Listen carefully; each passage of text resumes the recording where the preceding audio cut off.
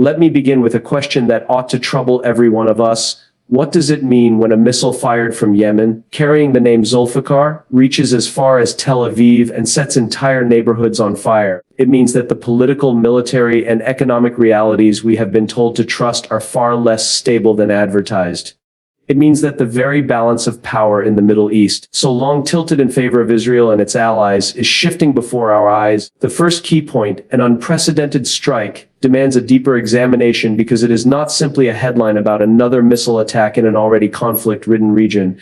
It is, in fact, a watershed moment that has the potential to reshape how the world perceives both the vulnerability of Israel and the capabilities of groups operating from within Yemen. When a Yemeni Zulfikar missile was able to travel hundreds of miles and strike the city of Tel Aviv, it shook not just buildings and neighborhoods but also assumptions that had been cemented in international politics for decades.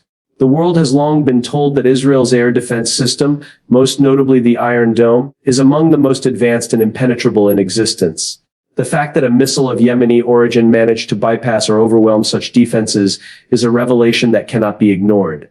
Think about the message this sends. If Israel, often described as a fortress state backed by the United States and armed with cutting-edge defense technology, can be reached in this way, what does it say about the safety of any other major city in the region? The strike on Tel Aviv was not merely a tactical operation, it was a statement, a demonstration of possibility, and that possibility is precisely what has policymakers, analysts, and citizens around the world paying attention. The hook here is sharp. The balance of military power in the Middle East is no longer predictable, and unpredictability is the most dangerous form of instability. The attack also forces us to rethink how asymmetric warfare is evolving. Traditionally, Yemen has been portrayed as a country crippled by poverty, plagued by internal conflict, and incapable of mounting serious challenges against technologically superior foes. Yet here we are, witnessing a Yemeni-made missile landing in one of the most fortified urban centers in the world. This moment blurs the line between so-called weak and strong nations, between those considered powerless and those assumed invulnerable.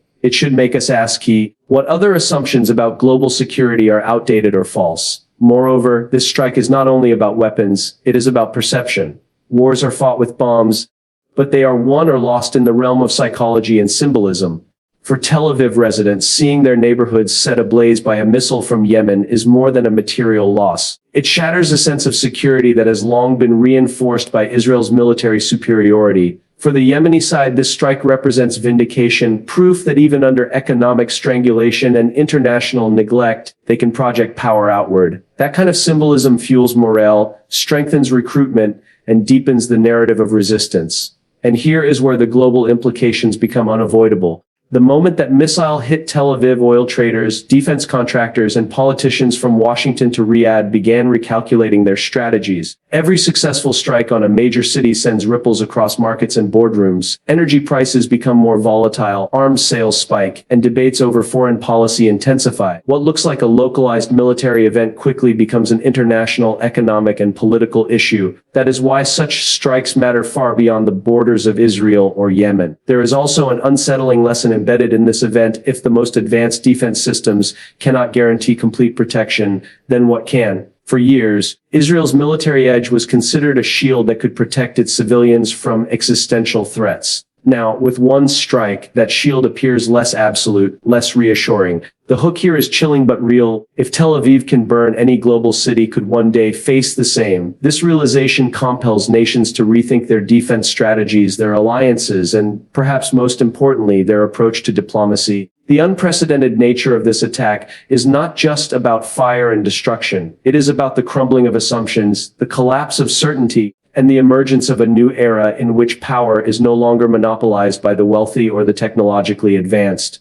The Zulfikar missile may have been the weapon, but the real impact lies in the questions it has forced the world to ask. How secure are we really? How effective is technology without political solutions? And how much longer can the global system ignore the grievances that give rise to such acts of defiance?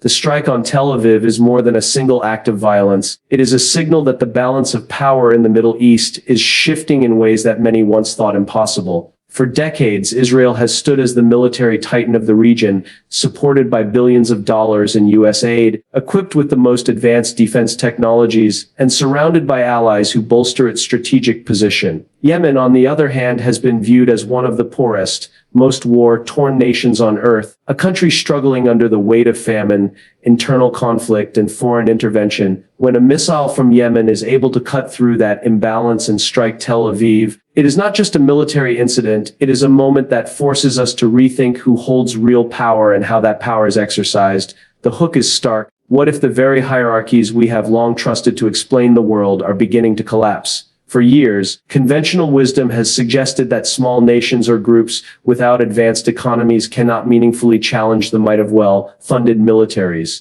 And yet Yemen has done just that. The Zulfikar missile's successful strike has revealed that power today does not only come from wealth or technology, it can also emerge from determination, strategy, and the ability to adapt under pressure. This realization shakes the traditional order of the region, and perhaps even the globe. We must also consider the symbolic power of this event. To those in Israel, it represents a crack in the armor of what was long believed to be an invincible shield. To those in Yemen and to sympathetic groups elsewhere, it stands as proof that resistance is not futile, that the underdog can in fact reach the stronghold of the dominant power. History tells us that symbolic victories often matter more than material ones. The fall of the Berlin Wall, the Tet Offensive in Vietnam, or the Cuban Missile Crisis, all were turning points not because of sheer destruction, but because of what they represented to the world watching.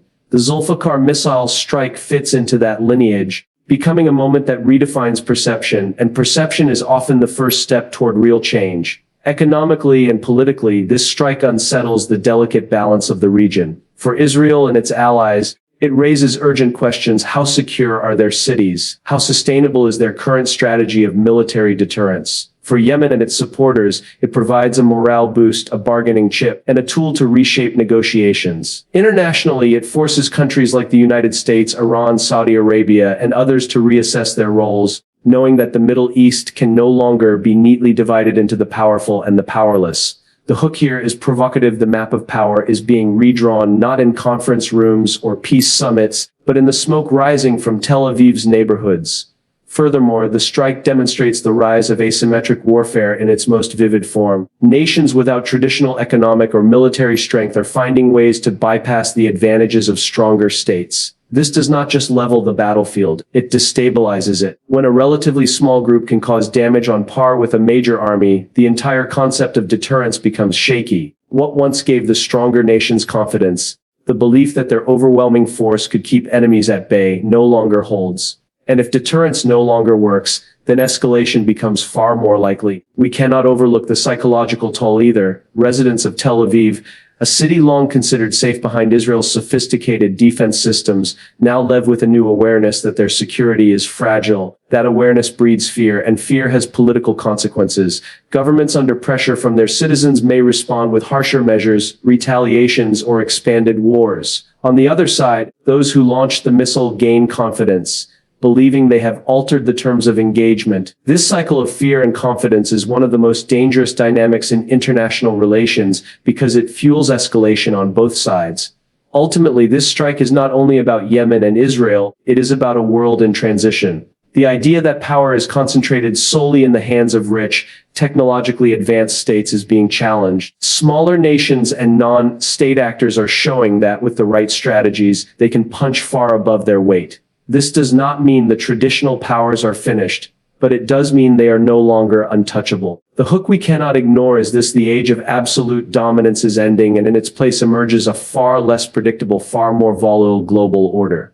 For Yemen, the launch of the Zulfikar missile and its impact on Tel Aviv carries far greater meaning than the immediate destruction it caused. It is a moment that transforms a nation so often portrayed as weak, fractured, and destitute into one that can no longer be dismissed. Yemen has endured years of blockades, relentless airstrikes, and a humanitarian crisis that has left millions struggling for survival. Yet, in the midst of this devastation, it has managed to project force far beyond its borders, striking not just any target, but the very heart of Israel, one of the most fortified states in the world.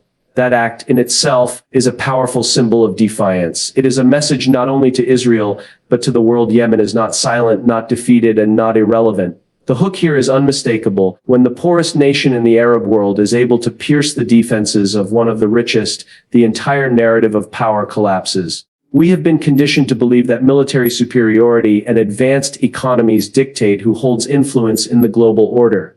But the Zulfikar missile has shattered that assumption. For the Yemeni side, the ability to strike Tel Aviv is a form of validation, a way of telling their own people and their adversaries that despite overwhelming odds, they remain capable of fighting back. In psychological terms, this kind of moment is worth far more than any battlefield victory because it shifts how people view themselves and how the world views them. To understand the significance, we must consider the asymmetry of the conflict. Israel, backed by the United States and supported by vast financial and technological resources, has always held the upper hand militarily. Yemen, conversely, has been described in terms of its vulnerability, famine, destroyed infrastructure, and a population suffering from disease and displacement. Against this backdrop, the launch of the Zulfikar is an extraordinary reversal. It tells the Yemeni population that they are not powerless, that even under siege, their resistance can reach the most unlikely of places. That symbolism is crucial in sustaining morale in a nation that has endured unimaginable suffering. The power of such symbolic acts has been shown throughout history. During the Vietnam War, the Tet Offensive shocked the United States not because of territorial gains, but because it proved that an underestimated enemy could strike at will. During the early years of the Algerian struggle against French rule, small acts of defiance, bombings, protests, sabotage grew into symbols of a broader resistance that could not be ignored. Yemen's strike on Tel Aviv falls into this same tradition. The missile itself may be only one weapon, but what it represents is far larger: the refusal of a marginalized nation to accept its place on the sidelines of history.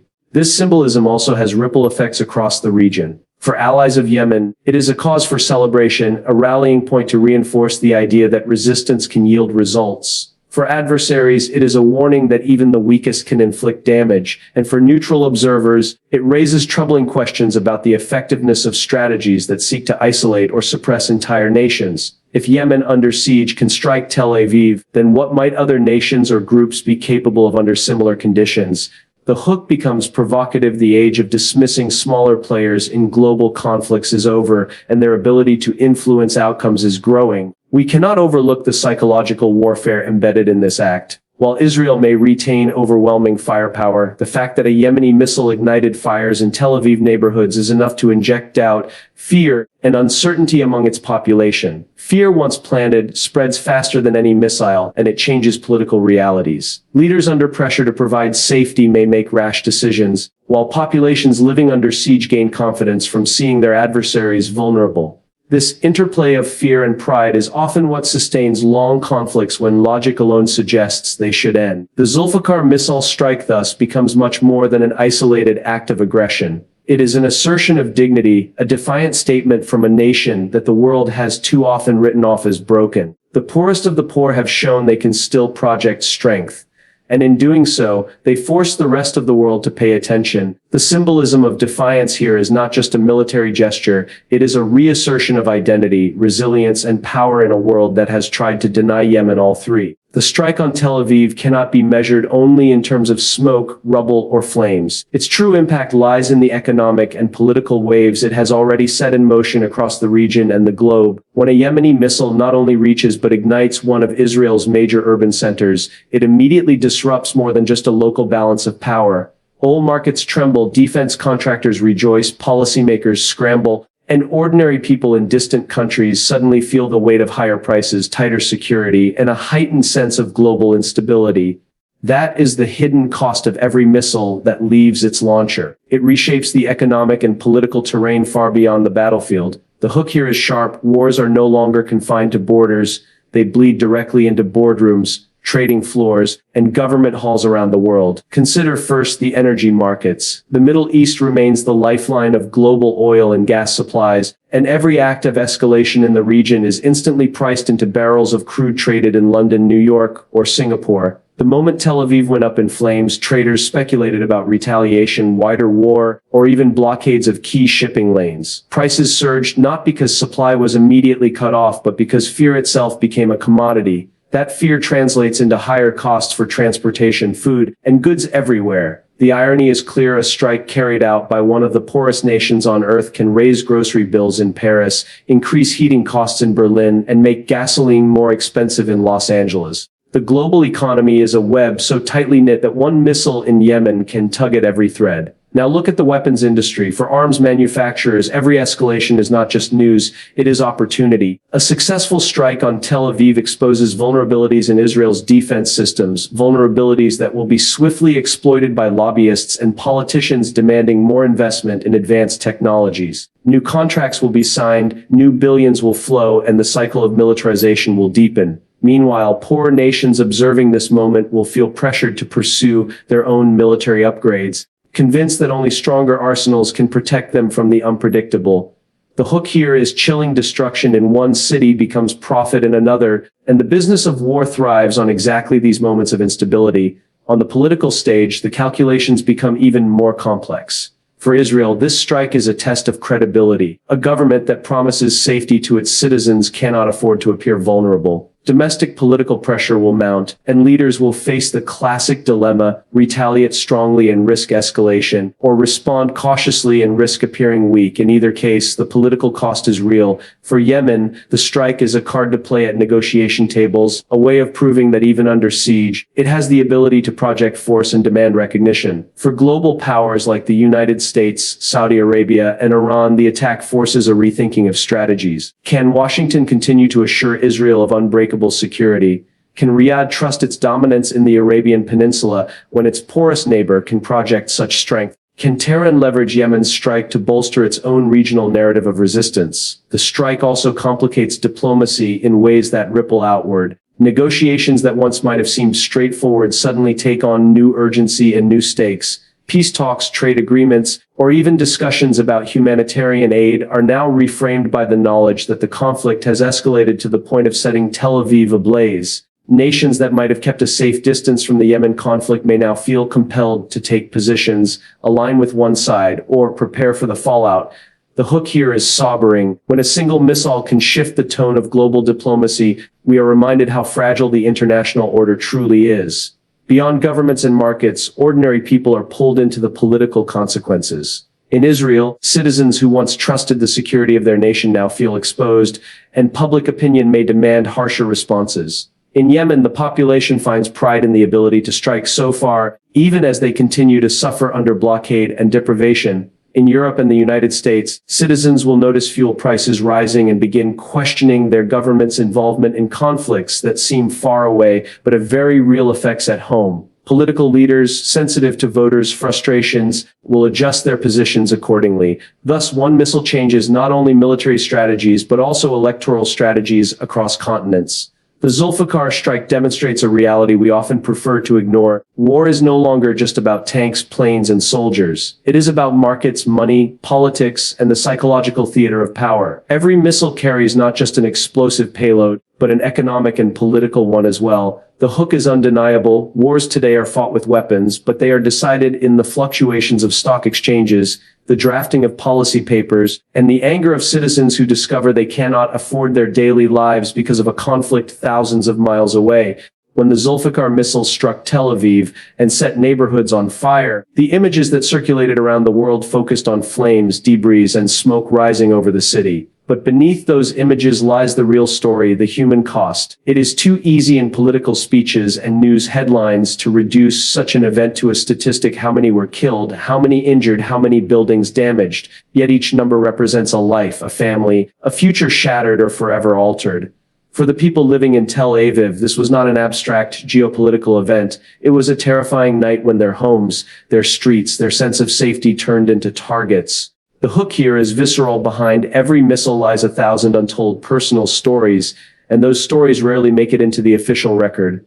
In Tel Aviv, parents ran with their children to shelters, some too late to avoid the shockwaves that shattered windows and ignited fires. Elderly residents, unable to move quickly, relied on neighbors to carry them to safety. Families who thought their biggest worry for the day was work or school suddenly found themselves watching fire consume the walls they had built with years of labor. These are the lived experiences that cannot be captured in military reports. A missile does not distinguish between soldier and civilian. It rips through the ordinary rhythms of life and leaves scars that last long after the fire is extinguished. The true impact is measured not in casualties alone, but in the trauma etched into the minds of survivors who will forever remember the sound of that strike. Yet the human cost is not one-sided. In Yemen, too, families celebrated the strike as a symbolic victory, but they do so against the backdrop of unimaginable suffering. For years, Yemeni civilians have lived under relentless airstrikes, famine, and disease. Children have grown up not knowing peace, their bodies weakened by hunger, and their minds conditioned to expect explosions. For them, the launch of the Zulfikar missile offered a moment of pride, a belief that their nation could strike back. But that pride is tinged with pain because the very resources used to build weapons could have been used to rebuild hospitals, restore schools, and feed starving families. The hook here is haunting in modern war. Both the victims of attacks and the supposed victors pay the price with their humanity. The strike also exposes the cruel paradox of war. Governments and leaders frame such events in terms of strategy, deterrence, or retaliation. But for the ordinary person, whether in Tel Aviv or Sana'a, none of those words matter in the face of immediate danger. A child in Israel who hears sirens and feels the ground shake does not care about geopolitical narratives. A child in Yemen who goes to bed hungry under the threat of bombing does not think in terms of military balance. They care only about survival, and in both cases, it is the civilians who bear the greatest burden for decisions they did not make. There is another dimension to the human cost displacement. Strikes like this one often push families out of their neighborhoods, either because their homes are destroyed or because fear drives them away. Displacement fractures communities, separates families, and uproots lives that may never return to normal. In Tel Aviv, residents may move to quieter areas, leaving behind not just homes but entire networks of friendship and support. In Yemen, displacement has become a way of life, with millions forced to flee their homes, living in makeshift camps where disease and hunger are constant companions. The hook is stark. Missiles do not just destroy buildings, they unravel the very fabric of community. The psychological toll cannot be underestimated either. Fear lingers long after the smoke clears. In Tel Aviv, people who once felt safe behind advanced defense systems now live with the knowledge that even their city is vulnerable. This anxiety seeps into daily routines, from how children attend school to how adults commute to work. In Yemen, the trauma of years of bombardment means that children draw pictures of bombs instead of playgrounds, and parents must choose between feeding their families or protecting them. The human mind carries these wounds silently, often for generations. Every missile strike reminds us of an uncomfortable truth: wars are waged by states, but endured by civilians. The leaders who authorize such actions rarely feel the immediate consequences, while ordinary people are left to pick up the pieces. The Zulfikar missile's impact on Tel Aviv highlights this with brutal clarity. What seems to analysts a symbolic blow or a shift in power is, for those on the ground, a night of terror, loss, and uncertainty. For those in Yemen, what seems like a triumph of defiance is tempered by the knowledge that their suffering is far from over. The hook that must stay with us is simple but sobering. In every war, it is the people without power who pay the highest price, even as others argue over who is winning. There is a reason why certain moments in history are remembered for generations. They capture not only the facts of the time, but also the emotions, the courage, and the vision that shaped them. When analyzing this key point, it becomes clear that the subject at hand is not just about words or ideas. It's about a profound shift in perception that challenges us to think differently. What makes this point so engaging is its ability to highlight the delicate balance between tradition and progress, between respecting established norms and daring to create something entirely new. This is not a simple observation, it is a wake-up call, a reminder that when individuals or nations embrace boldness over comfort, the trajectory of their future changes dramatically. At its core, this perspective revolves around the understanding that real leadership is not about pleasing everyone, but about steering towards a vision that others might not yet fully see. It forces us to ask difficult questions. Are we willing to remain anchored to familiar but outdated models, or do we have the courage to step into uncharted waters where uncertainty exists but opportunity thrives? Such a dilemma is not abstract. It resonates in the choices we see around us every day. Leaders who resist change often find themselves irrelevant, while those who embrace transformation, even at great personal or political risk, create legacies that outlast their lifetimes. What makes this point resonate so powerfully is its real-world relevance. History is filled with examples of moments when society stood at crossroads. Take, for instance, the post-war rebuilding of nations, where leaders had to decide whether to cling to old systems or innovate boldly to survive in a new world order. Those who chose innovation often faced criticism and doubt in the beginning, but their decisions became the very foundation of their nation's progress. The same principle applies today in a rapidly changing global landscape. Hesitation can be fatal, while decisive action, even when unpopular, has the power to alter the course of history. This is where the hook lies, because who among us hasn't wondered what it takes to make the kind of decision that defines not just a moment, but an entire era? The deeper you look into this idea, the more you realize it's not simply about politics or governance,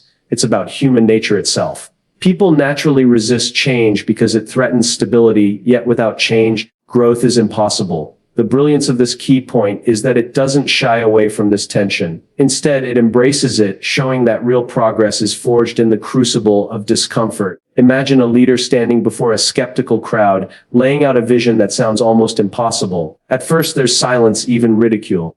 But over time, as the pieces fall into place and the vision begins to materialize, the very people who doubted become its greatest supporters. That journey, from resistance to acceptance, is what drives transformation on every level of society. There is also a personal dimension to this. On an individual scale, this principle applies to anyone striving to achieve something greater than themselves. Whether it's starting a business, pursuing education against the odds, or standing firm on values when the world pushes back, the same courage is required. This is why the point strikes a chord. It doesn't just speak to leaders at the top, it speaks to every listener.